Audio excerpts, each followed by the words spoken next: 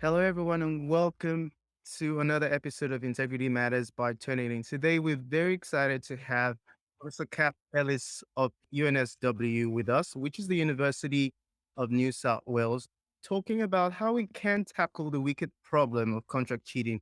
And I will talk a little bit, I'll explore how UNSW's Courageous Conversations is supporting their approach to academic integrity within the institution. Hello, Cath. How are you going? Yeah, really good. Nice to see you, Chucks. Likewise. Just as we do on Integrity Matters, can you tell us a little bit about your academic and professional background and what excites you about the work you do at UNSW? Yeah, I'm a teacher first and foremost, and I've been teaching in higher education now for I don't know how many, 25 years, something like that. Feels a bit too long, not that long, surely. I've done a bit of time here in Australia, a bit of time in the UK, worked for lots of different institutions, but at my core, I'm a teacher. Um, Most recently, I've been since about probably 2014. I've been concentrating all of my research energies into, I guess, academic integrity broadly speaking, but to really focus in on what I do, I focus on what Phil Dawson now calls assessment security and looking particularly at contract cheating and the problem that contract cheating represents for us. So yeah, I'm now teaching here in the School of the Arts and Media in the Faculty of Arts, Design and Architecture at the University of New South Wales. That's who I am. And really nice to hear about your background and all the exciting work. I think assessment security is beginning to Yeah, be a very pivotal part of what we do at universities. But unfortunately, there's a lot of buzz with regards to cheating. The HSC scandal in the yeah, news. You know. yeah. So why would you, in your opinion, your professional opinion, why is this still the case? That's $1 million question, isn't it, Chucks? I think if we knew the answer to that question, we'd be able to stop it by now. Yeah, so recently there was a bit of buzz in the press because NISA, which is the New South Wales Education Standards Authority, have recently released a report on the amount of cheating that they've picked up in which is the HSC, which is the highest what's it called? Highest studies. No, I don't know what it stands for. It's certificate. Yeah. It's the high school certificate. Let's go with that. Yeah. It's the certificate that the school kids get when they leave school here in New South Wales, and it's great. You know, they're reporting on cheating. But one of the things that I was commenting on in the press is that there's a lot of tendency amongst the public, but also the media to try and sort of focus in, "Oh, it's getting worse, it's getting worse, it's increasing. Oh, it's because of technology. Oh, it's because of the pandemic. Oh, it's because of this, that, and the other." And I think there's this constant anxiety and worry that the problem's getting worse and the problem's getting worse. But one of the things that I've caused me to pause and reflect recently is I've been doing some research in some cheating scandals that happened in 1971, in the early 1970s, which is, you know, when I was born. That's how old we talk. That's the olden days, Chuck. Okay. Um, and what's really striking about reading those newspaper reports about the scandals that happened in the 1970s is that the anxiety about it's technology enabled, it's increasing, it's, you know, it's the same thing. We were saying exactly the same thing in the 1970s as we're saying now. And universities responded to the problem in exactly the same way as we're responding now. I think we have to sort of reassure ourselves there's nothing new here. Cheating is as old as learning. And it's the way that students do it changes, yes. The volume may go up and down as opportunities and technology enablers come and go. But ultimately, the vast majority of our students aren't cheating, but a proportion of them always will try. And that's one of the things we have to stomach and have to cope with, that there's always already going to be a certain proportion of people who are studying in our educational institutions who are going to want to cheat, who are going to strive to cheat, or feel that their only option is to cheat. And that's lots of different things muddled up there. But I guess the point I'm making is unless, as an educational institution, we are prepared to turn to face the reality of that and take responsibility for doing something about it, this problem ain't going anywhere. Cheating is as old as learning. Love that phrase there. So currently, there's talk that UNSW has this courageous conversations approach. Can you tell us a little bit about this and how this is helping with the fight in the academic integrity space? I wish I could say it was my idea. But it's You not. can say It wasn't my idea. I did sort of help encourage it along the way because I was involved in some very early conversations about it from the people whose idea it was. And I'm going to call out who they are because we always acknowledge people, don't we, in this world? yes. So my former colleague David House really was the one that came up with the idea, and Kane Murdoch, another former colleague of mine. Both of them sadly are no longer working at UNSW in this area, but they came up with the idea of this courageous conversations. But you can read all about it on our UNSW website. There's a courageous conversation website. But you can also read about other people who've commented on it. I'm really proud to say, for instance, it was mentioned in the debate in the at the House of Commons when they were debating their new legislation in the UK in Wow. the Parliament. They pointed particularly to the UNSW Courageous Conversations program as a really good example of student-centred educative response to students cheating. So basically what it is, in a nutshell, is it acknowledges that cheating at university is a mistake. And it doesn't matter what kind of cheating it is. And I'm using the C word here. I'm saying cheating, and I think we have to be prepared to say some students cheat. And some people find that discomforting. And, I'm really taking a lead from Phil Dawson here. He uses the word cheating and students who cheat in a way that is unashamed and unapologetic, and that's back to what I was saying earlier, that there are certain students in our population, our community, who set out to cheat. And they look for opportunities to cheat. So anyway, so it accepts that students who do cheat at university are making a mistake. And we're in the business of helping students learn from their mistakes. And we see this as a mistake, like any other, that every student has a chance or should have a chance to take responsibility for, to own, to be sorry about, to make amends for, and to fix and to learn from. It's the fundamental principles of apologizing for something you've done wrong, is to go through all of those steps. So, courageous conversations occur when we have got suspicions or concerns that a student has engaged in some form of serious academic misconduct. I'm not talking about cut and paste plagiarism here, Chucks. I'm talking about people who hire somebody else to do an exam for them, or perhaps outsource the writing of their essays to somebody else to do for them, and then they submit it as their own. Pretty serious stuff. And what we do is we gather the information that we've got that's caused us to be concerned. And when I say we, somebody at the university, we are a community, somebody at the university has a conversation with that student. And this is before a formal investigation starts, and puts the concerns to the student and gives them a chance to take responsibility for any mistakes that have made, or to clear their name.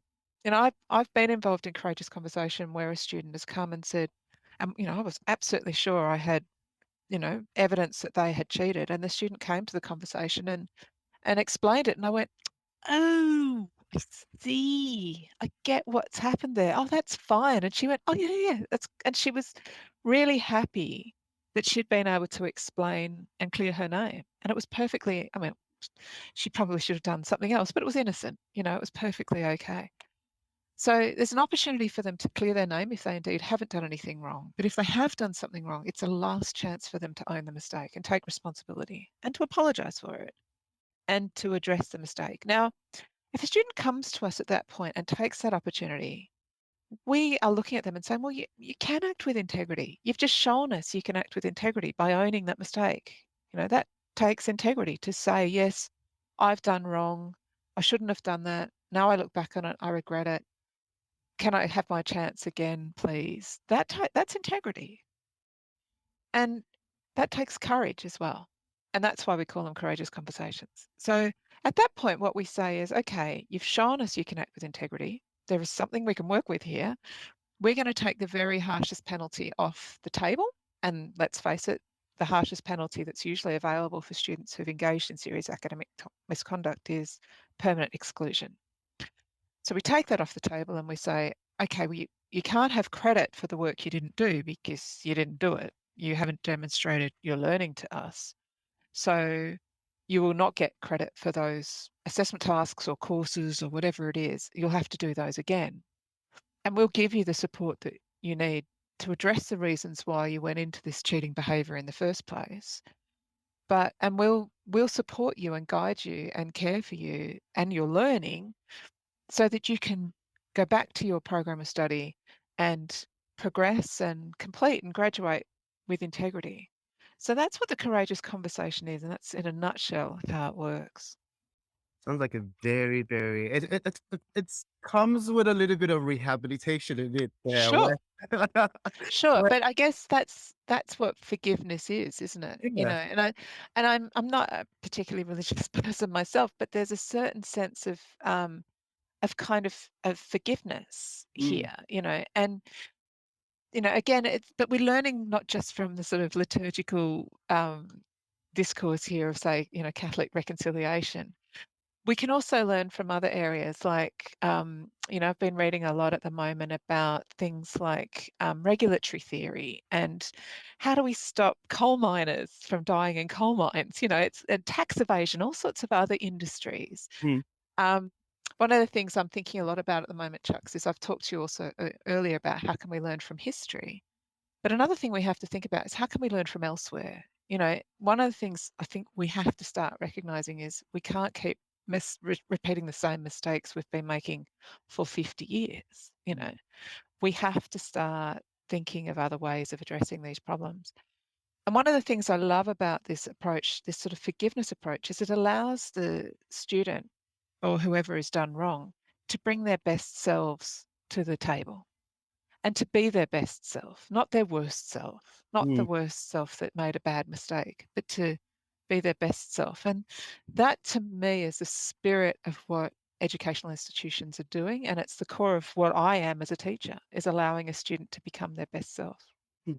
Lots of teachable moments there. Actually, Yeah. what I wonder if um, there are situations where students actually, at the end of their course, actually bring that to light. I did X, Y, Z while I was doing this course. This happened, and now this is where I'm at. I think that would be a really good opportunity for research within the university, just to see how this is helping in the redemption, the healing, the forgiveness, and Yeah. better outcomes as well. Yeah, Yeah. and I think that's the next step. And I think there are a few people who are looking at what is the next step of this of research Mm, in the courageous conversation space. And obviously we're interested in recidivism, what proportion of students take the opportunity to admit to their mistakes, and then how many of them, having been given that second chance, then go on to commit that same or perform that same mistake again. ooh, And obviously if they do, we're like, we've given you a chance. yeah. Um, but how many of them then use that as an opportunity to really demonstrate their integrity, and sort of think about a lot of the accrediting bodies. I think there's this misunderstanding out there that if you're caught cheating at university, you can never be accredited as a whatever, a lawyer or an engineer or whatever. But that's not really the case. I think if you do engage in academic misconduct at university and you learn from that mistake and you own that mistake and you explain how you have grown as a result of that mistake to the accrediting body, they're actually going to think more highly of you as a result. So it's part of the story of what you've become as a Yeah. graduate and as a professional. Yeah. A little bit of what's the movie? Catch Me If You Can. Yes. Yeah. I love it. I love it. Yeah, yeah, yeah.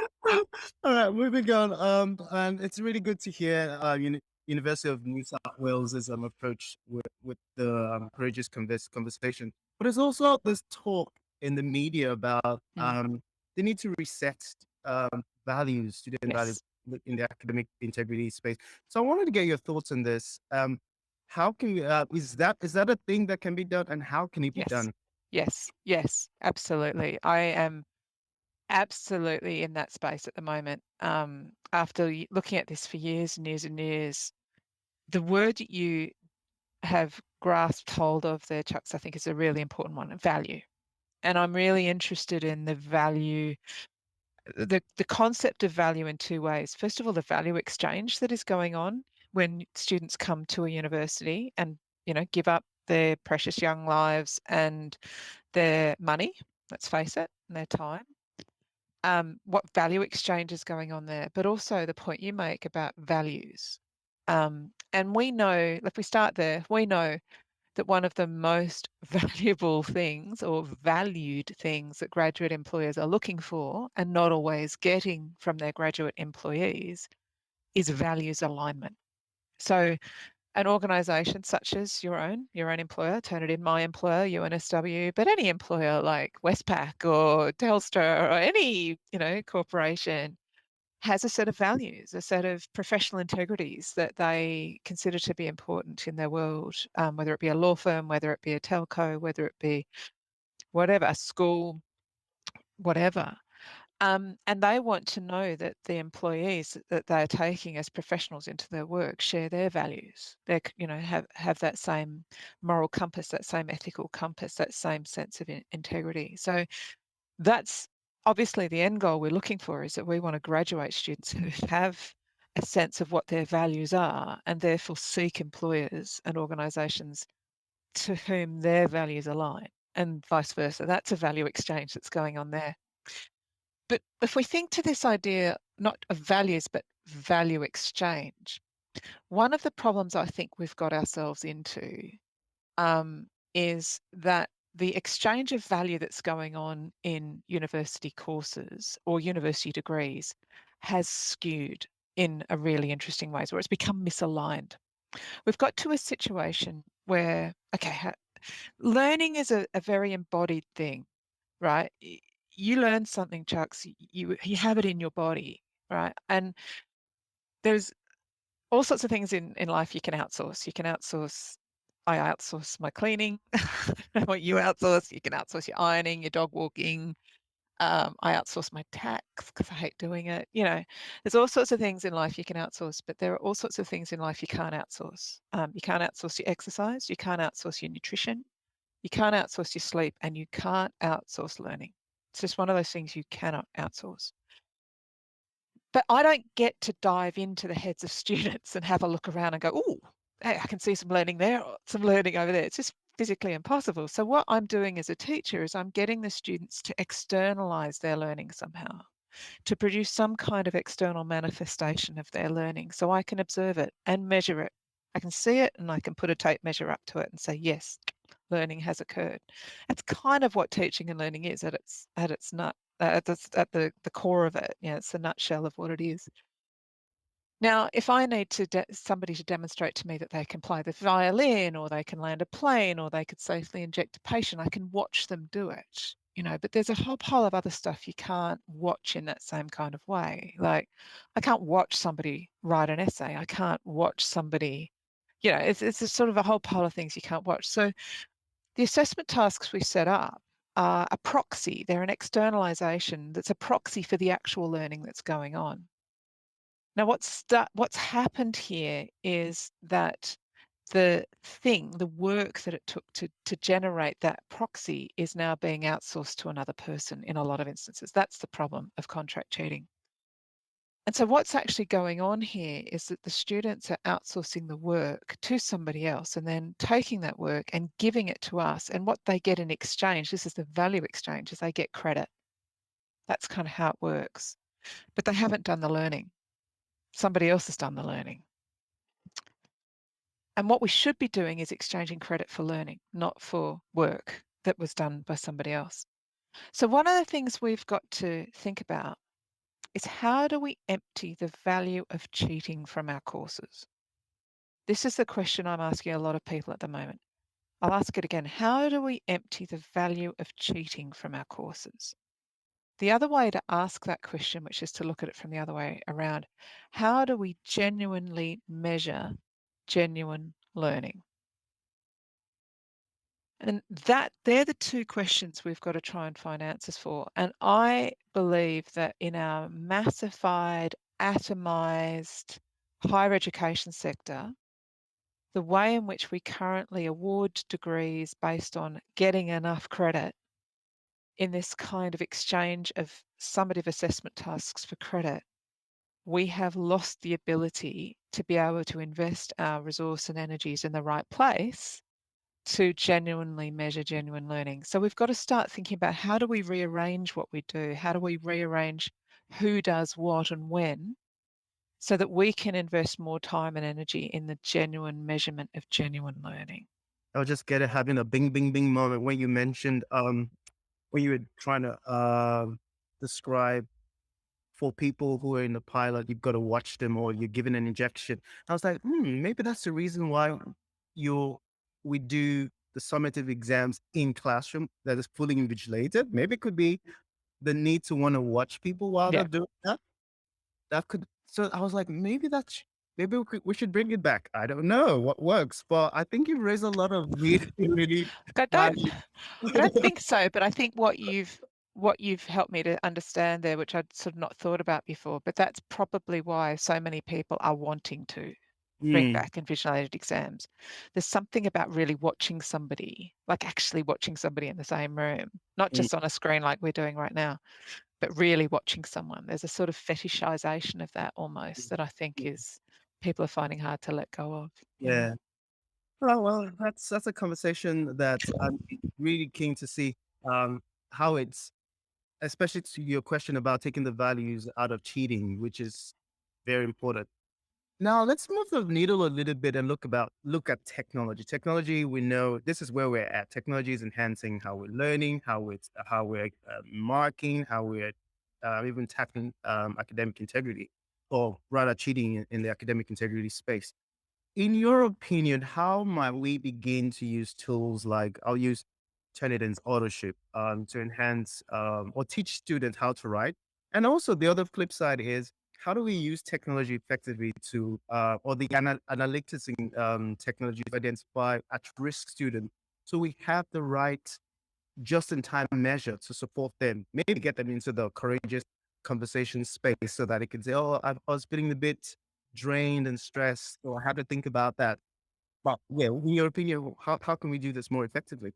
Yeah, I guess the long-term goal for me would be to make it so we don't need to have courageous conversations with students anymore. Let's get to a point where we actually don't need them anymore because we've had conversations with students before we needed to make them courageous, if you know what I mean. And I think the question you're asking, I mean, it's an hours and hours long conversation about what technology we could use to do this, but the affordance that we're really seeking is the one that you mentioned is these early warning systems. I think I'm learning a lot at the moment from the gurus of programmatic assessment.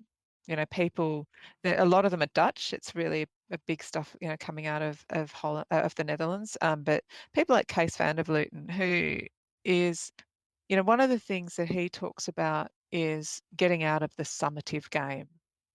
And that's what I was talking about sort of before is this value exchange we've got. If you do this and we'll give you credit in exchange for, or you give us this object and we'll give you credit in exchange for it. That's kind of this exchange thing.